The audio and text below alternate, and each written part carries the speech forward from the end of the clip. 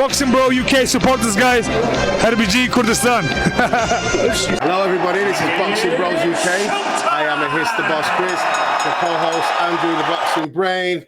Topic of the day is Dave Allen versus Makhmudov. Final predictions, thoughts. Firstly, I want to give an honourable mention. Josh Padley are covering on the undercard, not interested in any of them, just because I think we should support him on this channel. Yeah, we always support him on this channel. What man do you know that can go into the season on 2-3 weeks notice and just demolish Chamberlain, who was the favourite? Then he comes back on with 3 days notice and fights arguably one of the pound-for-pound best fighters in the world, Shakur Stevenson. And he's a bricklayer. I mean, obviously he's got a deal now, or a Sparky or something. Yeah, let's a shades of Ian Wright, you know. Normal guy, opportunity in the professional things, and he takes on Stevenson, and he don't just take him on; he stuck it on him. He caught him a few times. He tried. He's got dropped about 3 times as well. And we're British, and we're in UK. We love that. We love that. Never say die. Never say die. Most of the people that subscribe to our channel, I'm not sure if they're going to be casual or hardcore, but I'd imagine they're going to be more hardcore fans. But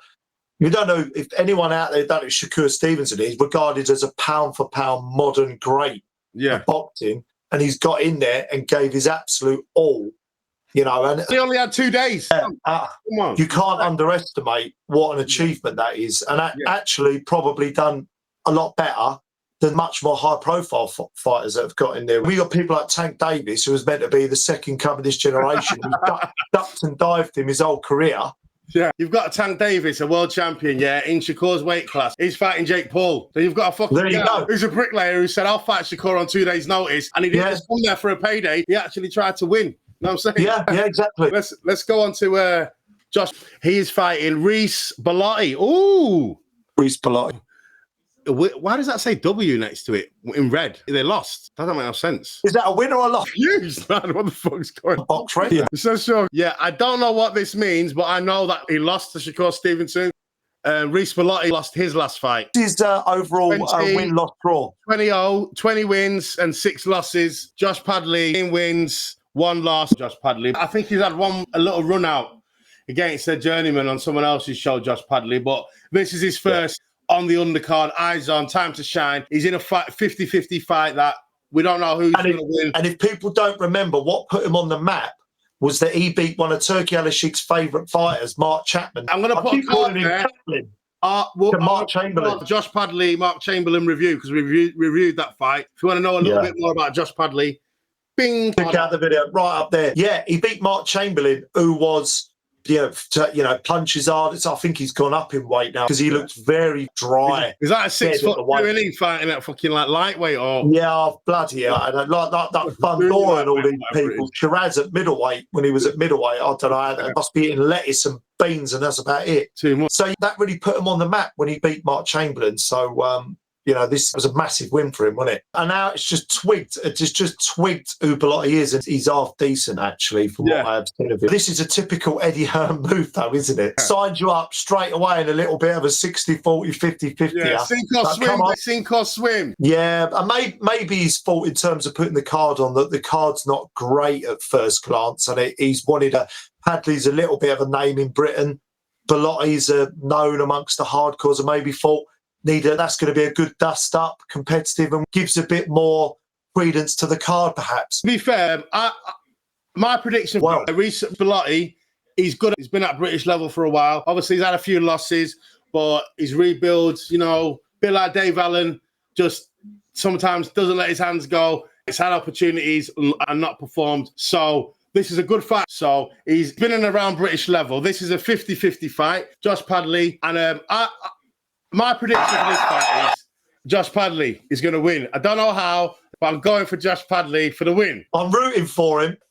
Yeah, for sure. So, big up, my man Josh Padley. Good luck to him. Good luck to you, mate. We'd love to interview you if you watch this. And you've replied to me on Twitter a few times, actually. We've got love for you, and we'll always support you. We'll always support you. Get him on the stream. On to the main event. The White Rhino. The White Rhino. Doncaster De La Hoya. I'm the fattest, hardest man in the world. Dave Allen. Yeah. Makhmudov. I know. I kept calling him Makhmudov the other day. That's the one who fought Crawford. They're very similar, though, isn't it? They set Makhmudov, Makhmudov. Yeah. So We knew what you meant. How do you think the fight is going to go? Regardless, who do you think is going to lead on to who's going to win and how it's going to go? I can't remember what my first prediction was. Did I say? I think I said Alan might win. I can't even remember now, actually. Because no, I think you thought that Alan might get stopped because if Makhmudov, because he has got a good style, and if when Makhmudov keeps someone on the end of a jab, and Dave Allen, when he gets like that, he doesn't go, does he? Sometimes. So I've been looking at Makhmudov. I looked again at his loss against Cabiel. I've looked at his loss against Vianello, which he had a big sort of hematoma on his eye, had to quit that fight. Looked at a couple of his recent fights, the win there.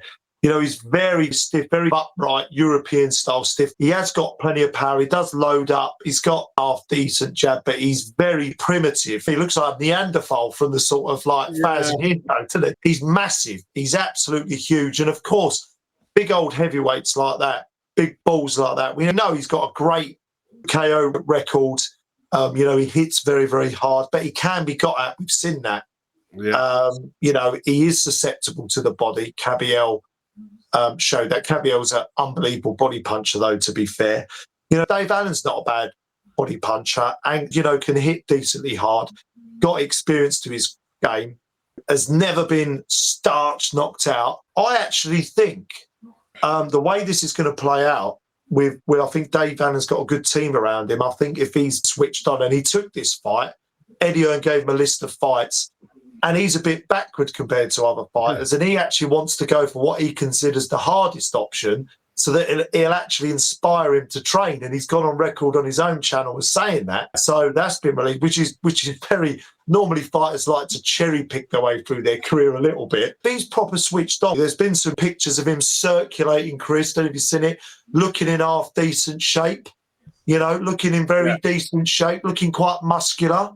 Actually, you know, he's never going to have body. We know that he's not body beautiful, but he does, according to Jamie Moore, he does hit his strength and conditioning targets quite well. And with strength and conditioning, it's not. This is where strength and conditioning is the future. Like Steve Collins said this. I'm a fighter, yeah. So going on endless runs and stuff, you don't need to. You need to condition your body to be able to maximize your cardio in 3 minutes and rest for a minute and teach your body the recovery of that, not going out jogging for hours and hours. Yeah, it works, but training your body and conditioning 1 minute, 3 minute, 1 minute, 3 minute, 1 minute. No, you're right. Every time you're doing cardio, your body knows absolutely do everything in 3 minutes and recover as quick as you can in 1 minute. Yeah, because you're tailoring it, aren't you? And you know more than this than me as someone, you know, as an S&C coach yourself previously and personal trainer. But it's a bit like a marathon runner is not going to train like a sprinter and vice versa. A sprinter is not going to be training like a marathon runner. Train for that fast twitch muscle fibers to keep powering off the blocks and getting up to maximum speed as quick as possible. So the thing is, it's being fit for your sport. They're completely different disciplines. And being fit to fight is a whole different level. So he's hitting his strength and conditioning targets. So he's throwing so many punches in 3 minutes. He's doing this in 3 minutes. He's doing that in 3 minutes. His heart rate and all that is calming down quicker than after one. So he's hitting all his targets, regardless. And that's why Tyson Fury has done strength and conditioning his whole career. His cardio is great, though, in the boxing ring. It's because he's done strength and conditioning his whole career. And I know that for a fact. He's always had an S&C coach since he started on Channel 5. So how I see this, just off the top of it, I've changed it a bit. I've come a bit more round to Dave Allen based on just watching some previous fights. And sometimes I do overthink it and read into it too much. But I think Dave Allen and Jamie Moore's strategy will be to don't throw a lot of punches. He's got to be fairly active, you know, because he doesn't want Makhmudov to get in a rhythm and get confident. A big man like that. That was your power punching when you made your first prediction. Yeah, big power punching. And you don't want a big old ball like that starting getting ahead of steam. So, you know, hit a big stiff jab to the body and let him know you're there. Get his respect, but keep punch output relatively economical early on, because Makhmudov's a big muscular guy. He's going to gas. He will go again back to strength and conditioning again. When you got a big frame like that, we've seen this with AJ. AJ's a brilliant athlete, but has really struggled down the back end of fights. Yeah. His second wind ain't great. His recovery times aren't always great. You know, muscular gut, this is the problem. The muscles require oxygen, a lot of oxygen. Like a sports car requires a lot of fuel. Weather the storm, get his respect. The first 4 or 5 rounds, slow Makhmudov down. I mean, Makhmudov's right hand comes from about 2 weeks ago. He telegraphs it. He's not the quickest. He falls over his front foot when he throws it sometimes. Chopping him down to the body. Look at the Cabby-Hill fight, which I'm sure they're looking at. And I think my prediction is that if he does all of those things, which I think will be the game plan, I think he will stop Makhmudov late championship rounds. Stop Makhmudov late championship rounds. I'm saying he's going to stop him middle rounds. I totally agree with you. As long as Dave Allen is switched on, listen to his coaches, stick to his game plan. Because if you go to the bookies, Makhmudov is the favourite. Yeah. Yeah, because of his KO ratio and all that. But in actual reality, if you speak to any boxing person, Dave Allen is actually the favourite because Makhmudov ain't really that great. And the boxing people, everyone's picking Dave Allen. So, and Dave Allen's go on box rec too much, don't they? And Dave Allen's not stupid. He knows that everyone thinks he's going to win. He knows Makhmudov ain't got a heart. He needs to go and see the Wizard of Oz. It's not really there. That's his other. You've just mentioned saying that's why we work so together here, the bros. The other issue with Makhmudov, that heart is a bit questionable. And off the back of that, it takes heart and guts to get in the ring. You know, I wasn't meaning that. It's more, he's an on-top fighter. Yes. He's an on-top fighter. A bit like Dubois, I don't think too unfair to say. That's it. If he's getting a rhythm, he's getting his jab going, and Dave Allen can't figure it out, and he's just plodding along and blocking and trying to... Then he's all good. If Dave Allen starts hurting him to the body, doing a feint and tricking him and setting a few traps, and he gets caught and he starts getting uncomfortable, he will jack, and Dave Allen will knock him out. Unless you're a great boxer on your feet and outboxing, right? But Dave Allen's not that. And I think because Dave Allen's resilient, if Makhmudov doesn't get success fairly early, he'll start to second guess himself. Obviously, I just want to play devil's advocate. Johnny Fisher wasn't very good, and he's never been any good. And we all knew he wasn't.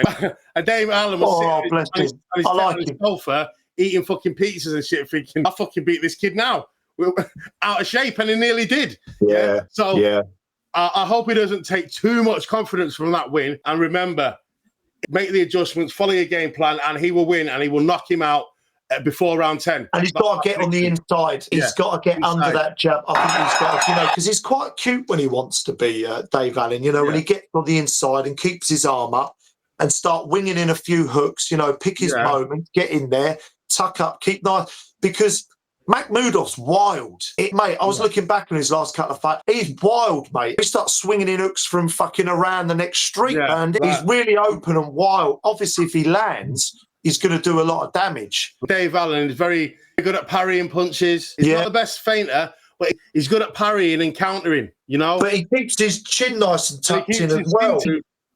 His base is good, Dave Allen. He's nice and solid, and I think he's going to get in the inside and just keep solid and just try and get his respect. And I can see him, like Makhmudov, winning, and then Dave Allen, like, parrying a punch or slipping inside. And when he stands square on, bang, bang, does them two bodies. Yeah. And then he'll get him against the ropes, and it'll be like a low output round, and he'll just go bang, bang, stand square on and hit him with them two hard shots to the body. And after that, it's going to be over. He won't be trying to win on points. The strategy will be to end him late. That's what I think. The strategy 100%, yeah. They're going to take him in deep waters and drown him. And so you're going knockout championship rounds. I'm going knockout round 9. From round 6 up to round 10 in middle rounds. But I don't think he's going to go all the way near championship rounds. But we have to say as well, quickly on that, I'm going to say round 9. And in heavyweight boxing, and I know it's a cliche before people start taking the piss, but Makhmudov does hit very, very hard. And if he does have some success with that jab and a big right hand, it wouldn't at all surprise me if he stops Dave Allen on his feet. It wouldn't surprise me whatsoever if Makhmudov wins. I want to make that point. Yeah, for sure. I'm not trying to sort of sit on the back coming back, because that's the heavyweight game. But yeah, I think Dave Allen will win. Yeah, for sure. That's it. So if you think Makhmudov is going to, I want to know if there's anyone watching. Yeah, I'm looking at you, mate. Well, I'm looking at you. If you're absolutely adamant that Makhmudov is 100% going to win, leave a comment saying that, because I'm really intrigued to see if the boxing community, if there's loads of people out there that think Makhmudov's going to have too much for him. I really want to know that. Like, in our head, like the casuals and the bookies are putting Makhmudov as the favourite, but the people in the know, the real like boxing people, we all think Dave Allen's a favourite to me. Boxing people. So if like you said, if anyone's out there, tell us, because we want to know how you think he's going to win and why. Like and subscribe. Like and sub on the next one. Cheers. Help, I need somebody. Help, now just turn it back.